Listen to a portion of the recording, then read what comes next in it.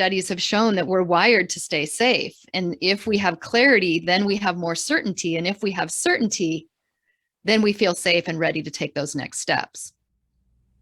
Welcome to the Happy Engineer podcast, the place where we help engineers like you to build your career, balance your life, and be happy.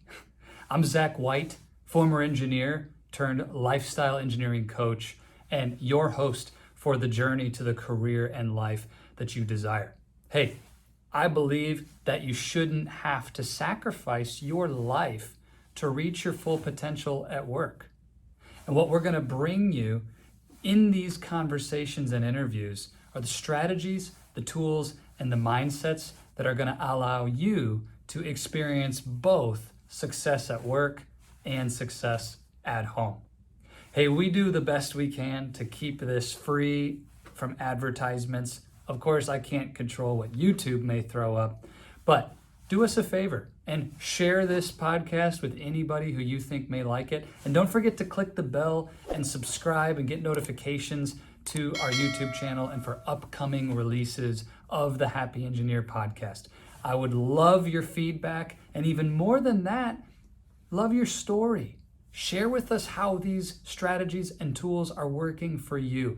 Would love to be in touch with you. Connect with us on social media. Find me at Oasis of Courage on Instagram, Facebook, or Zach White on LinkedIn. It's an absolute pleasure to serve you. Now let's do this.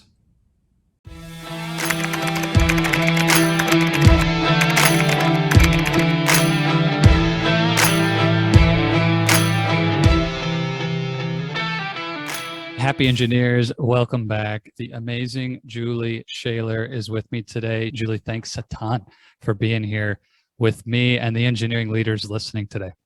Oh, I'm really happy to be here. And Zach, Zach and I had a chance to spend time together at an event in San Diego last month and hit it off right away. So I'm really thrilled and honored to be able to be here and speak to your audience. Thanks, Zach. Oh, you're so welcome.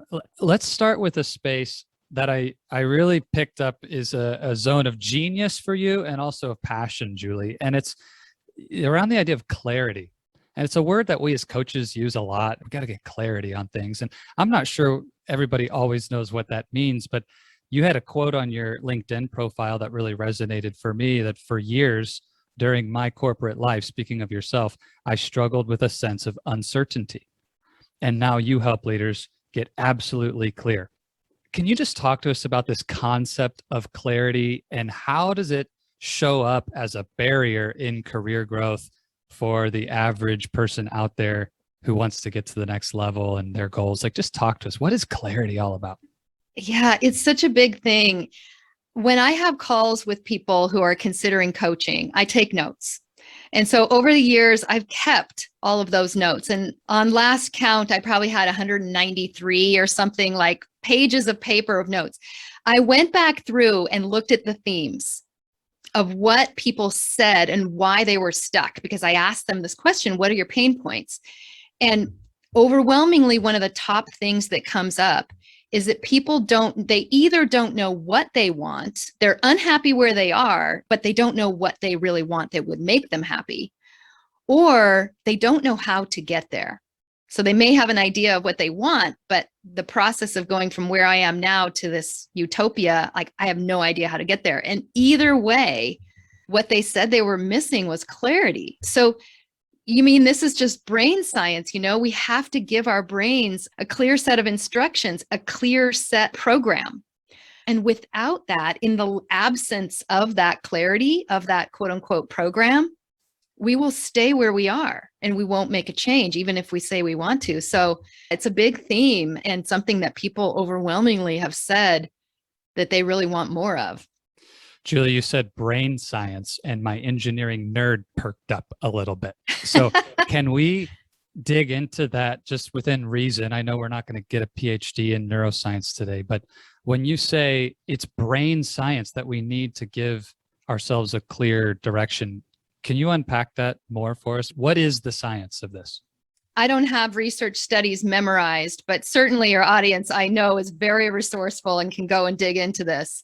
But in terms of overall themes, we humans, in terms of the brain science, at the core psychological place, we are wired to look for threat, to prepare ourselves for threat, to stay safe as a species, essentially. But the way that that plays out in career, we don't think about it this way, but our brains need certainty. We need clarity, and clarity provides certainty.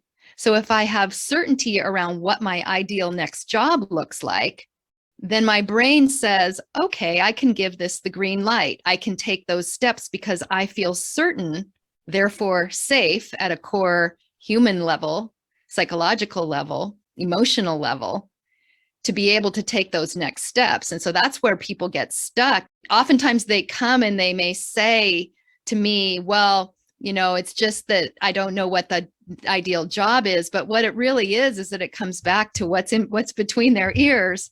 And essentially their brain, and studies have shown that we're wired to stay safe. And if we have clarity, then we have more certainty. And if we have certainty, then we feel safe and ready to take those next steps. I love this connection. And I'm not sure I've ever drawn the words in this order, but the idea that safety as a priority, our survival instinct, to feel that demands certainty in our psychology. And to feel certain in our career, we need the clarity. And I love that link. So, Julie, for you as a coach, if you're talking to a new client, or for the engineering leader listening, if they want to ask themselves, do I have that clarity?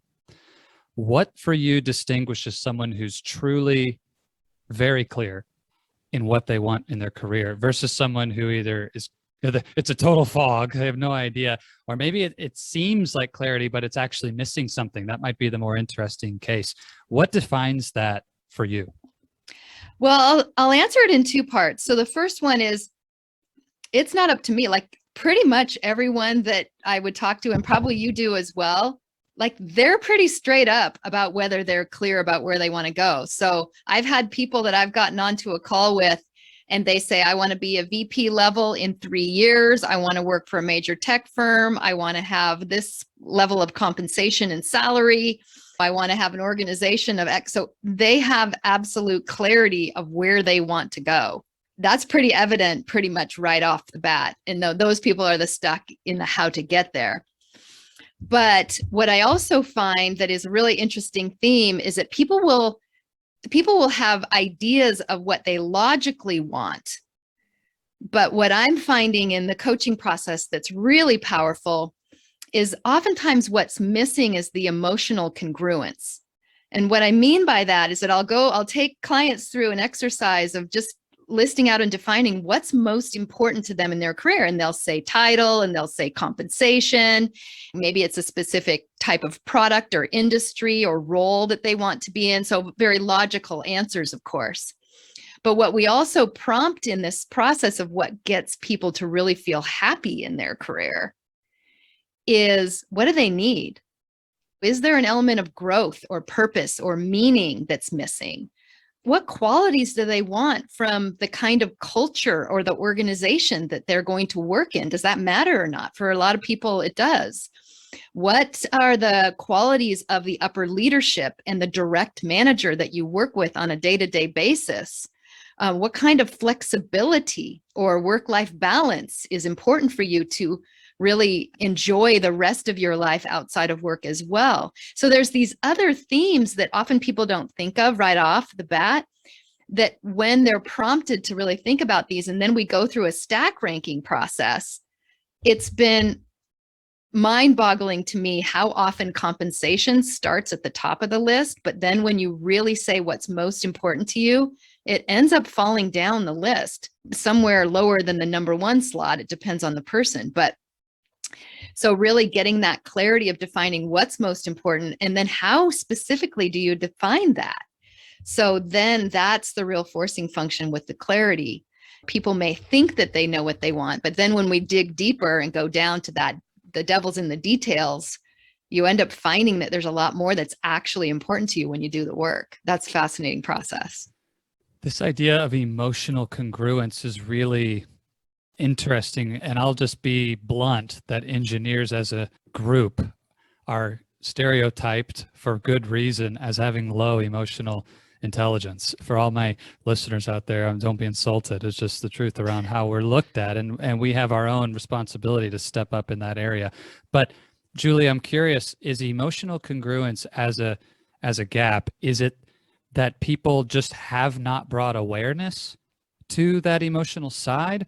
Or are they, maybe I'll use the phrase, lying to themselves or pretending that something is true that isn't, and they're saying this logically, but something different emotionally, and they need to reconcile the two? Which is the situation, do you think? Really what I find the situation is that it's a blind spot. Yeah. It's not that they don't see it as important, it's just that they hadn't thought about it. It's just a blind spot. So asking real easy things, or how much money do I want to make, or what title do I want, or what kind of work do I want to do? But even some of these questions that are identifying just the more human side or maybe emotional side, like, okay, what kind of a manager do I actually want to work for? Have I actually thought about that? What are the qualities of that kind of person?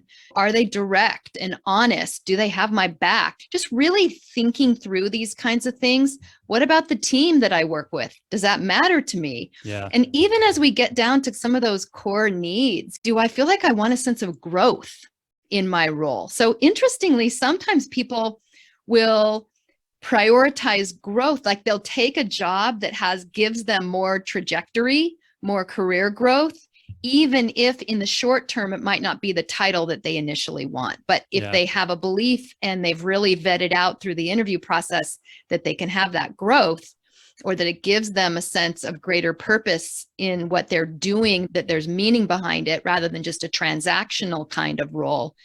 These are kinds of things that end up being really important in terms of what I need to be fulfilled in my work that maybe I hadn't even thought of. Let's face it, we're all working probably a minimum of 40 hours. And most people, especially in your audience, it's a lot more than that. Absolutely a minimum. Yeah. So it's like, as a percentage of my life, is it fulfilling? Do I get the return on my investment of how much time I'm spending at my workplace?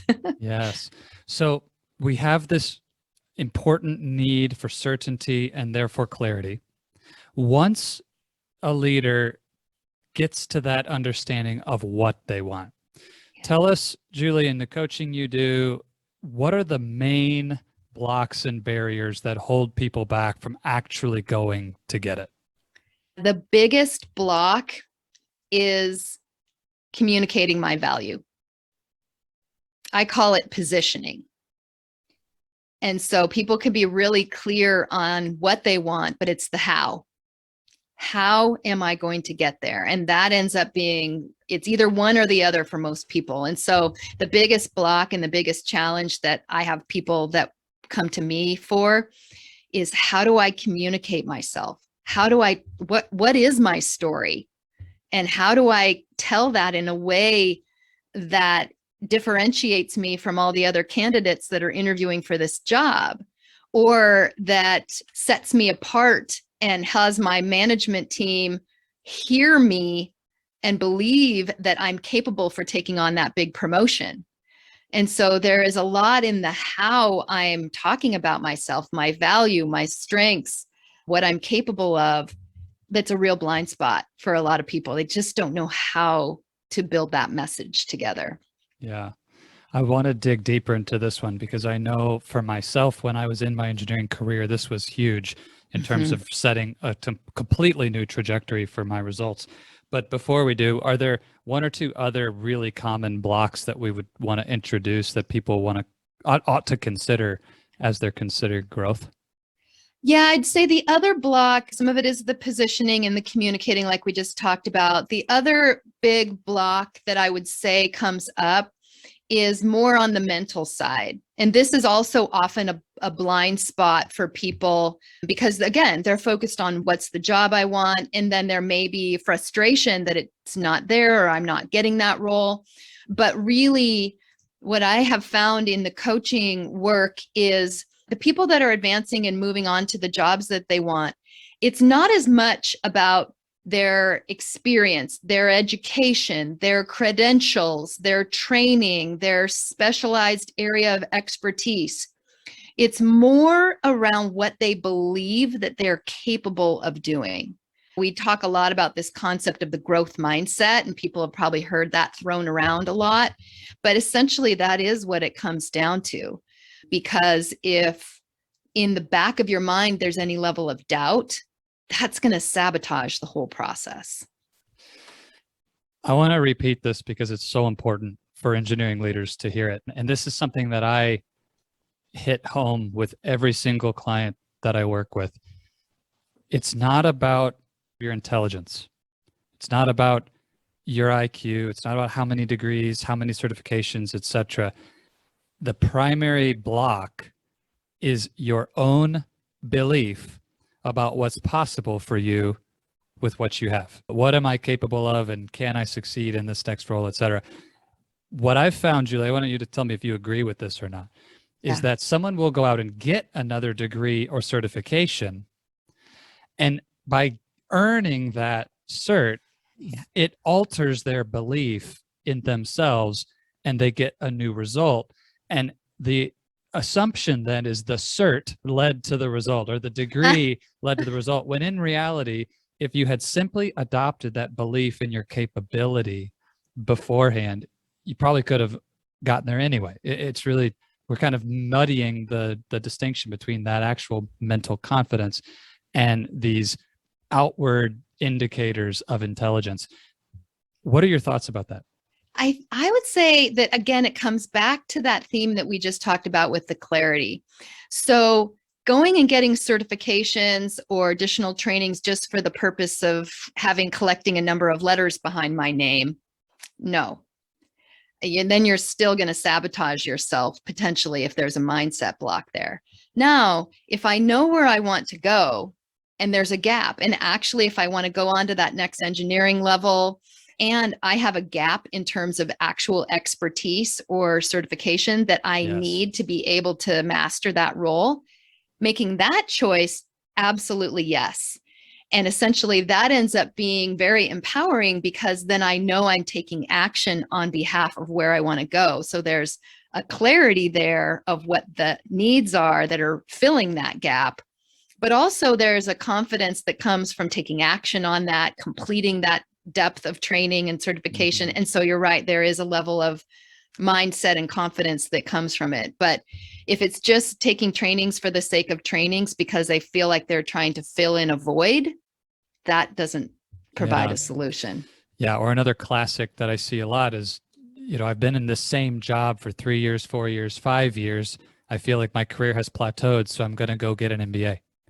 It's like, well, why? What do you actually want to do with that MBA? Why is that MBA going to support your career path? And there's no clarity to support the decision. There's just a discomfort around being in a plateau.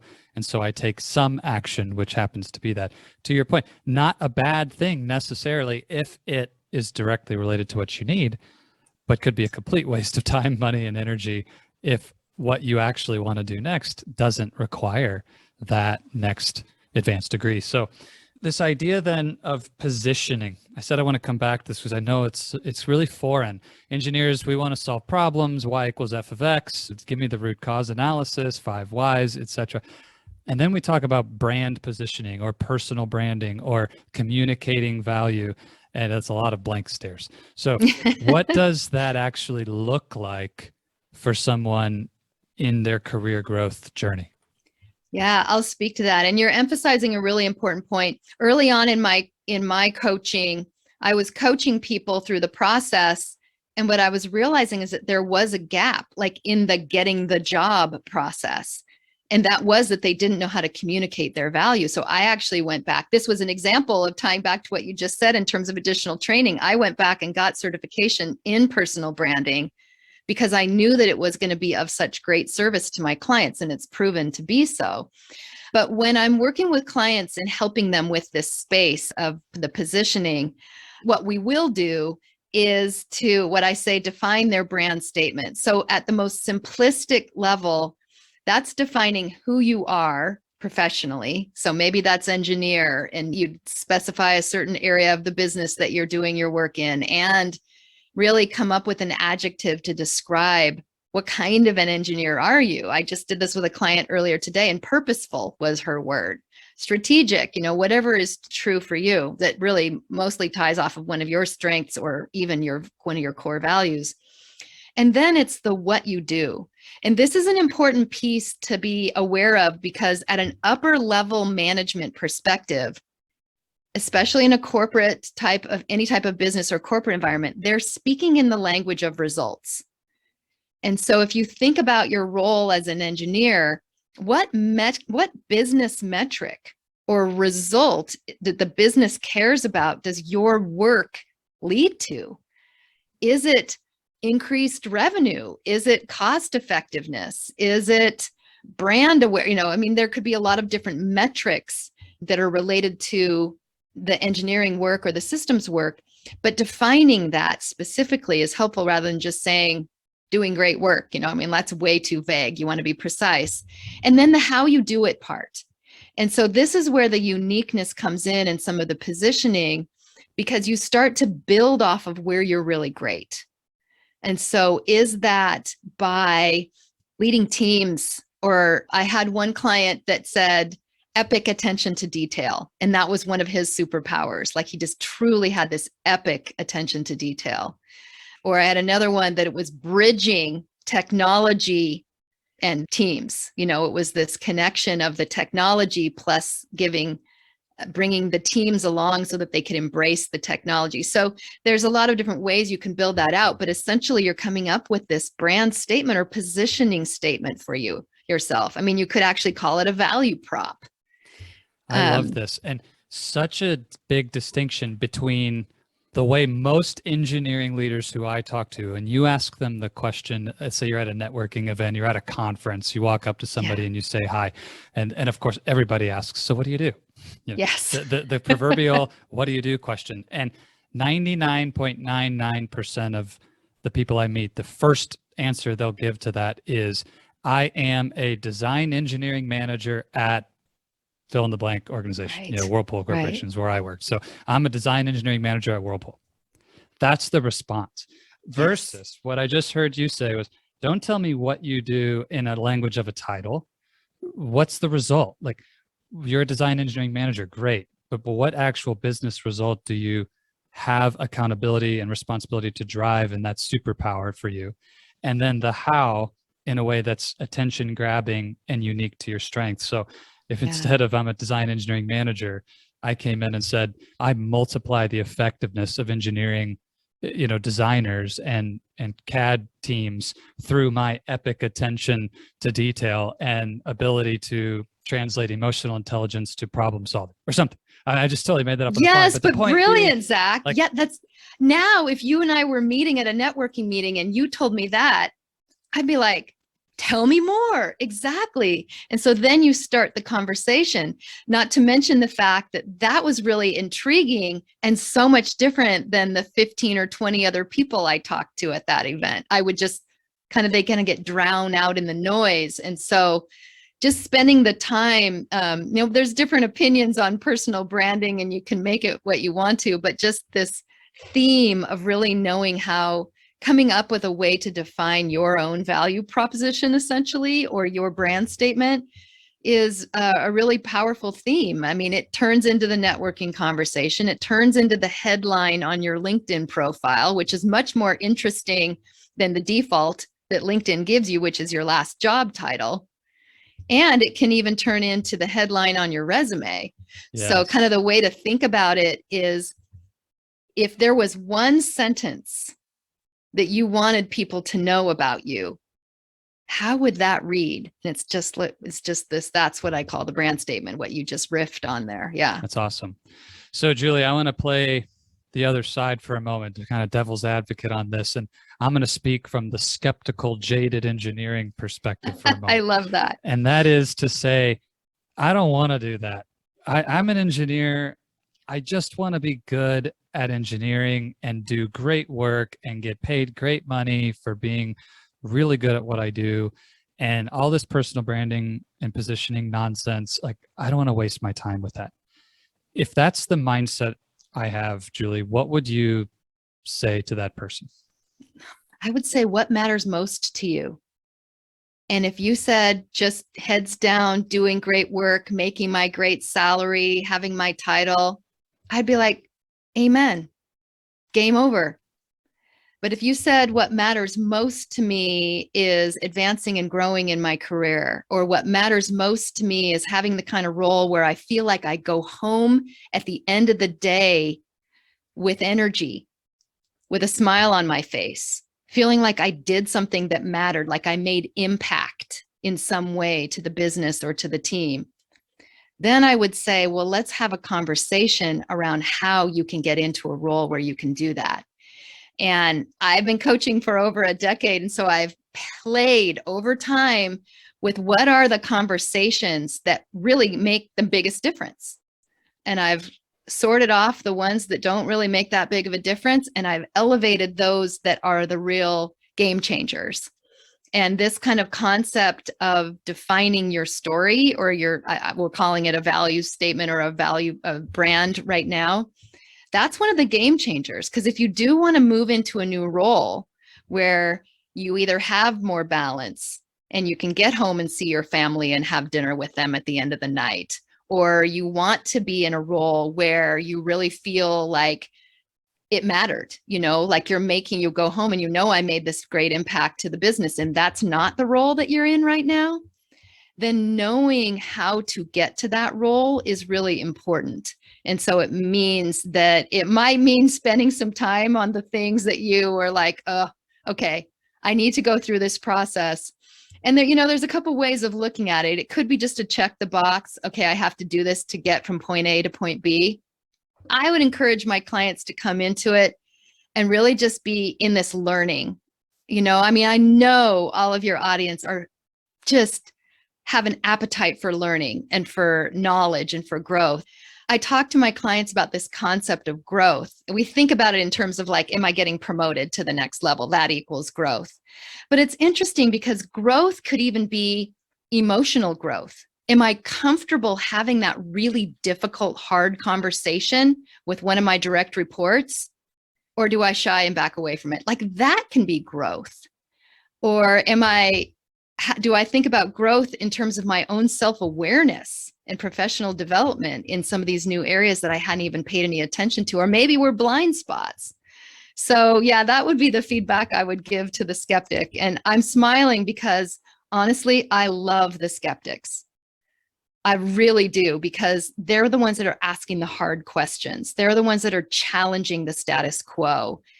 But what I have learned also is that those skeptics, when they're committed, when they have their own learning of what worked for them, they are the biggest advocates as well. Yes, I love it. Yeah. Well, you're in the presence of many skeptics when you're with a room full of engineers, great. Julie. So, and honestly, I'll just say to the engineering leader listening, if you're intrigued by this, please connect with Julie, and we'll give you the ways to do that at the end of the conversation today. But she's fantastic at helping guide you through this process and getting to it. So, Julie, it's obvious you have a lot of both skill and passion in this area. Tell us a little bit about your own journey into becoming the world-class coach that you are. Were there any defining moments in your own story that really unlocked this part of who you are? How much time do we have, Zach? As much time as you want, Julie. Yeah, no, I like to say that my coaching business started on the back of a bar napkin. Yeah, that's a longer story, but okay. I like to think about that as kind of the seed that was planted. I was sitting in a bar, happy hour, waiting for my husband to get off work and meet me, and I came right from work, so I brought all my work stuff, and I had a notebook, and I was just sitting there kind of doodling on a paper, just absent-mindedly, and I drew this flower, and then I wrote underneath it, "I help people bloom." And I looked back and I was like, what the heck was that? Like, where did that come from even? And the weird thing was that it resonated so much, but I had no idea why, because at the time I was working at Microsoft in a leadership, very stressful. I was in the Xbox division, which was a great time and a ton of massive growth really quickly. But I was burning out pretty fast. And so I didn't know what this resonated, but I didn't know why. And I carried it around in my computer bag for a long, long time. And so essentially what ended up happening was that burnout grew and grew and grew to the extent that I couldn't ignore it anymore. I had 2 little kids at home and my son was acting out and I couldn't quite make the connection. But ultimately what I ended up realizing was that it was time for me to step away. At that time, it was more escaping from the pain that I was feeling in my role. Looking back on it now, I just believe that I was being called and pulled into a new place. I know you're nodding because that's similar to your story as well. But ultimately, I think coaching found me. I did a stint in between after leaving my corporate role as a consultant, which was great. And one of my colleagues and she said, "Hey, Julie, let's take this class on coaching. I think it'll help us be better consultants." And I was like, that sounds great. And so we went into this class and she got everything that she needed. And for me, it was literally like it opened up this whole new world. And I kind of tripped over it. But I do believe that things happen on purpose and each step of our journey leads us to the next place. And that was very much true for me. And so it's been an evolution, but what I am very passionate about now, what took me probably, I don't know, probably about 7 years to figure out. Now it's me fast tracking that for my clients because most people don't want to take 7 years to go through a career transition. So, I can help them do it in 30 days or within 90 days now. Much less. Yeah. Yeah, exactly. So, Julie, I know this resonates with engineers listening, especially where we are in history. It's late October 2021 at the time of this recording. So if someone's listening years from now, maybe it's not as relevant, but coming out of a long stint of being in quarantine and a COVID environment, and burnout has manifested in all sorts of ways during this period. What's happening right now in the job market is we see a lot of people changing jobs. And there's even phrases like the Great Resignation being thrown out where people are just desperate to find something new. And in a way, the shuffling of talent has never been at a higher pace than it is right now. Do you think that this is in response to burnout and challenges from COVID? Is this related to something else? Just what are you seeing in the job market as it relates to the current environment? Yeah, it's been an interesting time because what I'm finding and what I'm hearing from people in the conversations that I'm having is that COVID or the forced quarantine that we've all had has been this, I'll say, a pause point. Definitely a pause point in the bigger circle of life, but for each individual, I've had to pause what my normal routine was in my work and in my day. And in that pause, in that space, there has been space for me to think and to really say, I kind of got into the day-to-day rat race and the routine, running the wheel of leading the large organization at the large company. And this was, making great money and having a cool title. But now that I have this space to think, it's just been this pause point to say, is this still what I want? And so what's been interesting is like what I'm finding and what people are telling me is that they've had these thoughts in the back of their mind for usually even before the quarantine of like, gosh, do I want to pivot? Am I fulfilled in my career? Am I making the kind of impact in how I define impact now? Am I doing what matters? Am I making a difference for people, for the business, or whatever? Or do I have a dream? A lot of times what's happened is that people have had a dream that they've been harboring for a long time, but they've never acted on it. And so this pause point that we were all forced to stay home is just allowing this kind of moment of saying, what if? And then what I'm finding is that people are also realizing that life is short. Don't we know that for sure? And so it's no longer, I can wait another number of months or a number of years. Like, I just saw my best friend's mother or my great aunt or whoever just pass away from COVID in the matter of weeks. And so it's just like, wow, I'm not going to wait around anymore to start taking action and really start talking about what I really want to do. And so that's a lot of what I've been finding and what I've been hearing from people is that there's this big shift that's happening. And so they're calling it the Great Resignation, probably for lots of different reasons. Some burnout, some just because they're finally saying, like, I'm going to put myself first now. I'm going to stop saying yes to the man and what everyone else wants of me. I'm going to take the ownership and the reins of taking some steps towards exploring what I might want to do and how I could potentially get there. Yeah, that's so interesting. And I hate to tease our listeners, because there's probably a lot of great stuff we could dig into, but I do want to leave it there in the interest of respecting your time. And I'll just say this, that the idea that these thoughts existed even before the quarantine is something that I have seen as well. And it's just interesting. It's not as if, the quarantine itself was the cause of the concept or the dream, as much as the pause and the opportunity to get present to that dream. And of course, there's a lot more at play, but if you're resonating with this, engineering leader listening, connect with Julie, connect with me, and let's take action on that. Don't sit around and let that dream stay in the harbor.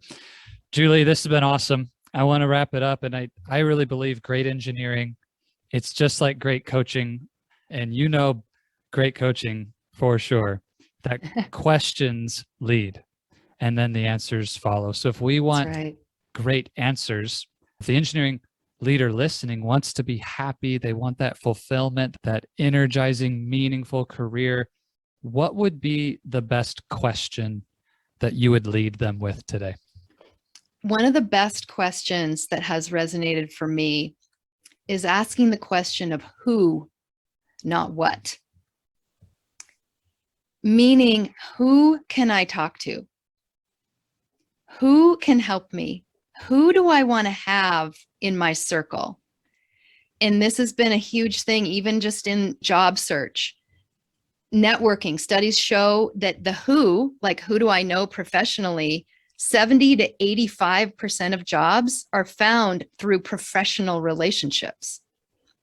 A much lower percentage are actually found from actual just cold applications. And so my point is, when you're asking the question of who do I need to talk to? Who can help me? Who has an expertise that I need to learn from? And taking action from that place is going to be a really powerful way to help you move forward with your goals.